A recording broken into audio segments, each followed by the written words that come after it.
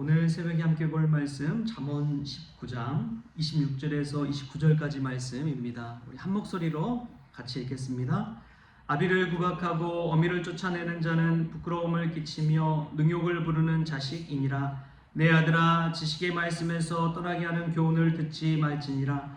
망령된 증인은 정의를 업신여기고 악인의 입은 죄악을 삼키느니라. 심판은 거만한 자를 위하여 예비된 것이요 채찍은 어리석은 자의 등을 위하여 예비된 것이니라. 아멘. 할렐루야. 오늘 새벽에 주회전에 나온 여러분들에게 하나님의 사랑과 은혜가 가득하게 소망합니다.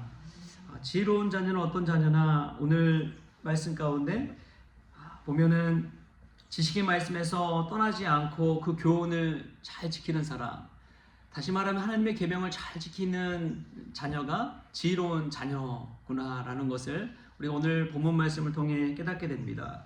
그리하여 하나님께서 주신 이 계명을 지키며 산다는 것, 이것은 영적인 경계선을 지키며 살아가는 것이죠. 부모님에 관한 공경하는 계명이 있잖아요. 그것도 십계명에 보면 5계명으로 그렇게 나와 있습니다. 어제 읽은 그 책 중에 하나가 오랜만에 산돌 손양원 목사님에 관한 일대기 사랑과 용서라는 그 책이 있어요. 그 책을 그냥 이틀 동안 연이어서 다 읽었는데 거기에 보면은 이 손양원 목사님이 얼마나 이 계명을 지키며 살았는지를 알겠더라고요.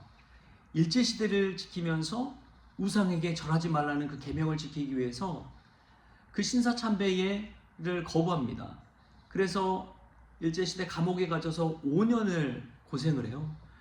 몸 다 상하고 건강 다 상하고 그냥 인정만 하고 입으로만 말만 하면은 내보내주겠다 하는데도 끝까지 그냥 믿음 지키고 절대 우상 숭배하지 않겠다 단호히 이야기하면서 그렇게 옥고를 치르고 나옵니다. 그리고 났더니 이제 6.25 전쟁이 터진 거예요. 6.25 전쟁이 터졌음에도 불구하고 그가 이 공산당들이 쳐들어와서 남들은 다 피난 가는데 손양원 목사님 교회를 지키겠노라고 교회에 남아있다가 결국에는 순교를 하고 마셨습니다. 근데 그 계명을 지킨다는 거, 그것이 얼마나 중요한 일인지요. 근데 요즘은 얼마나 하나님의 말씀 그 계명을 쉬이 저버립니까? 그 계명 지키기 위해 목숨을 걸고서 그 일을 감당하는 그 목사님의 일대기를 보면서 마음이 숙연해졌습니다. 뿐만 아니라 그 계명을 잘 지킨다고 하면서도 살면서 이 공산당에게 두 아들을 잃게 되잖아요. 두 아들을 잃고 나서 하나님의 말씀을 보는데 이 손양원 목사님 처음에는 가슴이 무너졌대요. 두 아들을 다 잃어버리니까 얼마나 마음이 무너졌겠어요. 세상에 이런 일이 있을까? 그럼에도 불구하고 돌이켜보니까 예수님께서 원수를 사랑하라 라는 그 계명을 자신이 지키지 못했구나 생각하니까 회개하면서 그 두 아들을 죽인 이 안재선이란 분을 양자로 삼잖아요. 자신의 아들로 삼아서 그렇게 성경 공부시키고 또 목사가 될 수 있도록 신학을 공부할 수 있도록 길을 열어주는 그 모습을 보면서 이 손양원 목사님은 정말 하나님의 말씀의 계명을 지키기 위해 일생을 달려간 분이구나 라는 것을 깨달을 수가 있었습니다. 여러분, 신앙생활은 다른 것이 아닙니다. 그냥 매주 똑같은 것 반복하는 게 신앙생활이 아니라 하나님의 말씀을 지키기 위해서 정말 목숨을 걸고 치열하게 살아가는 것이죠.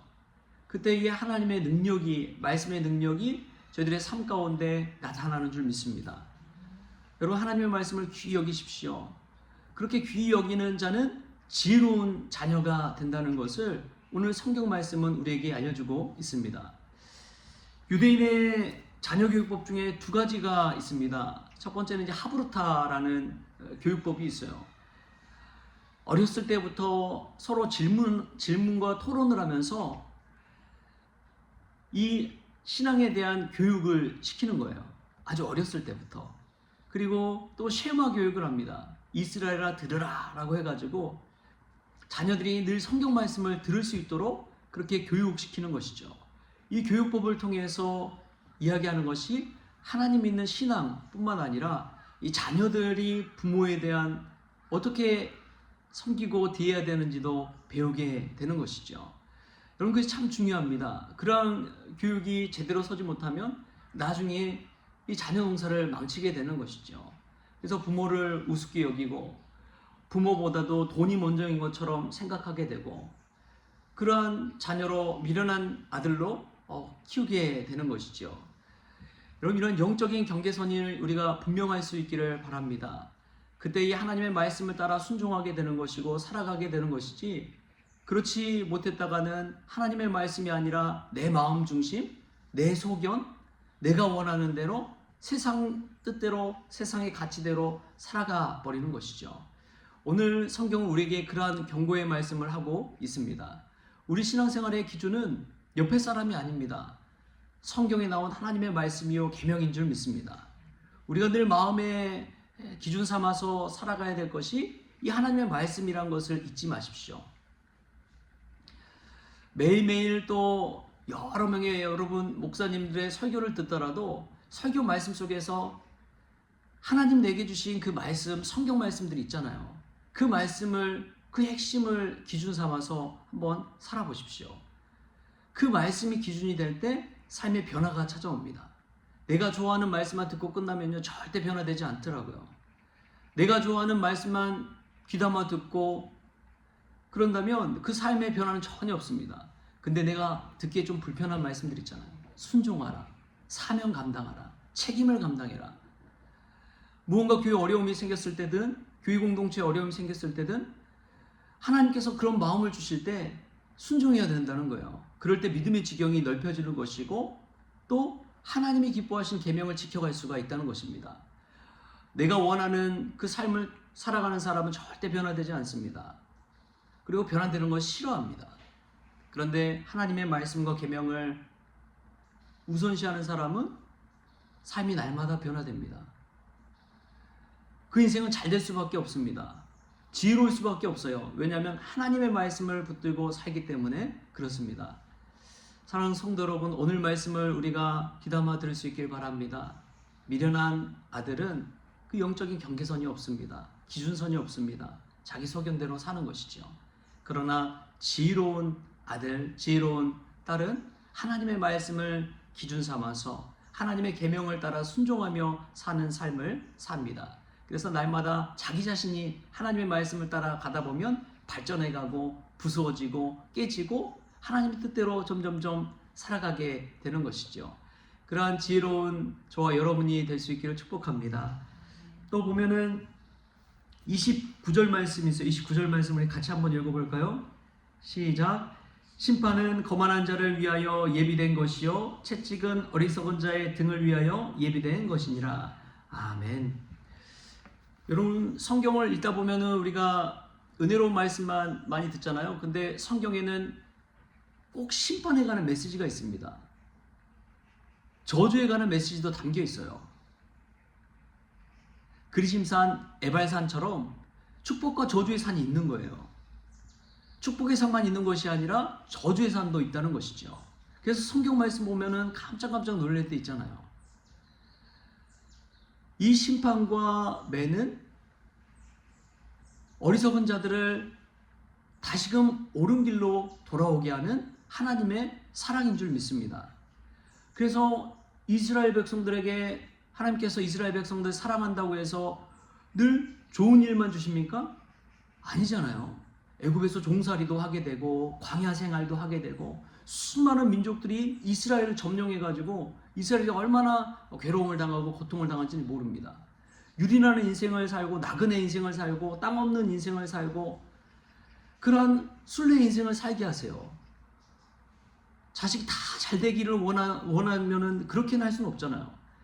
그럼에도 불구하고 하나님께서 이스라엘을 옳은 길로 돌이키기 위해 하나님의 계명을 지키는 길로 나아가게 하기 위해서 그러한 일들을 행한다는 것이죠. 저와 여러분의 인생도 마찬가지라고 믿습니다. 늘 좋은 일만 있는 것 아닙니다. 어려운 일을 겪을 때도 있어요. 내가 원치 않은 일을 해야 될 때도 있고 그런 일을 당할 때도 있습니다. 내 생각과 계획대로 일이 잘 풀리지 않을 때도 얼마나 많은지 몰라요. 5년 후 10년을 내다보고 오늘 하루를 살지만 10년 전 5년 전을 돌아보면 내 생각 내 뜻대로 되지 않더라고요. 여러분, 그 인생 속에서도 우리가 하나님이 원하시는 그 방향과 그 말씀의 길을 쫓게 하기 위해서 때로는 사랑의 매를 드시고 그 매와 징계를 통해서 우리를 옳은 길로 인도하여 주시는 줄 믿습니다. 여러분, 오늘 새벽에 이 말씀 묵상하면서 내가 정말 아플 때 있잖아요. 내가 정말 감당하기 어려운 힘든 일들 있잖아요. 그 일들 한번 떠올려 보십시오. 내일이든 남편을 통해서든 자식을 통해서든 나의 마음을 갈아엎는 일들이 얼마나 많습니까? 그때마다 하나님의 마음을 한번 생각해 보십시오. 하나님이 이스라엘을 징계하면서 하나님의 자녀들을 징계하면서 또 얼마나 아프셨을까? 얼마나 힘드셨을까? 그럼에도 불구하고 옳은 길로 가기 위해서 어린 자식들에게 매를 들고 그렇게 살면 안 된다고 깨닫게 하시는 그 하나님의 은혜를 우리가 생각해 보면 좋겠습니다. 그래서 돌이켜서 다시금 하나님의 말씀으로 돌아오고 하나님의 계명을 지키기 위해 몸부림치고 그 심판과 저주의 메시지 속에서도 깨어서 옳은 길로 향하게 되는 그 은혜, 그 은혜가 저와 여러분의 길을 소망합니다. 여러분, 말씀에서 멀어졌습니까? 다시금 말씀에 가까이 오십시오. 성경 말씀을 사모하십시오. 기도하는 일에 멀어졌습니까? 다시 기도의 자리를 사모하십시오. 기도의 자리를 찾으십시오. 그때에 하나님께서 음성을 들려주시고 하나님께서 우리를 옳은 길, 의의 길로 인도하여 주실 줄 믿습니다. 그래야 하나님의 계명과 말씀을 기준 삼아서 이 땅 가운데 삶뿐만 아니라 영원한 천국의 삶도 누리는 저와 여러분 될 수 있기를 주신 예수님의 이름으로 축원합니다. 기도하시겠습니다.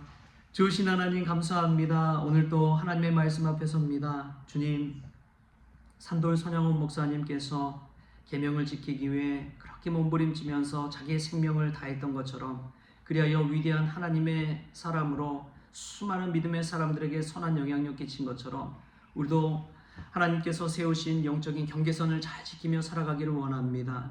부모 공경의 계명도 잘 지키게 하시고 원수를 살아가는 그 말씀에서도 하나님의 은혜를 깨닫고 지키기 위해 몸부림치게 하여 주옵소서. 무엇보다도 살아가면서 일이 잘 풀리지 않고 심판과 저주처럼 느껴질 때도 있습니다. 그럼에도 불구하고 그 심판과 저주를 통해 하나님께 돌아오라는 하나님의 메시지를 깨닫게 하여 주시고 그 은혜 속에서 돌이켜서 말씀과 기도의 줄을 붙잡고 다시금 살아가는 우리 모든 성도들 될 수 있도록 주님께서 은혜 베풀어 주옵소서. 모든 것 감사하며 예수님의 이름으로 기도하옵나이다. 아멘. 우리 주님이 가르쳐주신 기도로 오늘 새벽 기도를 마치겠습니다.